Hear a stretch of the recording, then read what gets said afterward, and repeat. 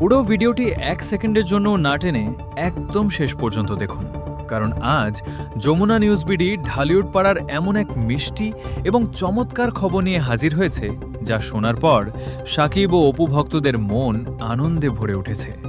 ওপার বাংলার জনপ্রিয় অভিনেত্রী এবং শাকিব খানের আগামী মেগা প্রজেক্ট বরবাদ সিনেমার নায়িকা ইদিকা পাল হঠাৎ শাকিবের বড় ছেলে আব্রাহাম খান জয়কে নিয়ে এমন এক মন্তব্য করে বসেছেন যা এখন পুরো নেট দুনিয়ায় রীতিমতো ভাইরাল। জয়কে সামনাসামনি দেখে ইদিকা পাল কেন তাকে কিউটের ডিব্বা বলে আখ্যা দিলেন, আজ আমরা ব্যবচ্ছেদ করব ইদিকার সেই মিষ্টি মন্তব্যের পেছনের আসল গল্প।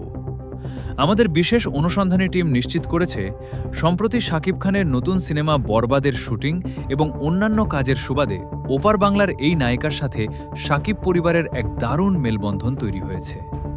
এরই মাঝে এক ঘরোয়া সাক্ষাৎকারে ইদিকা পালের সামনে যখন শাকিব অপুর রাজপুত্র আব্রাহাম খান জয়ের প্রসঙ্গত তোলা হয়, তখন ইদিকা নিজের আবেগ ধরে রাখতে পারেননি।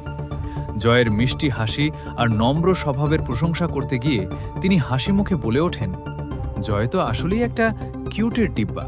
ওপার বাংলার শীর্ষ নায়িকার মুখ থেকে জয়ের এই কিউট প্রশংসা আসতেই সামাজিক যোগাযোগ মাধ্যমে তা লুফে নিয়েছেন ভক্তরা।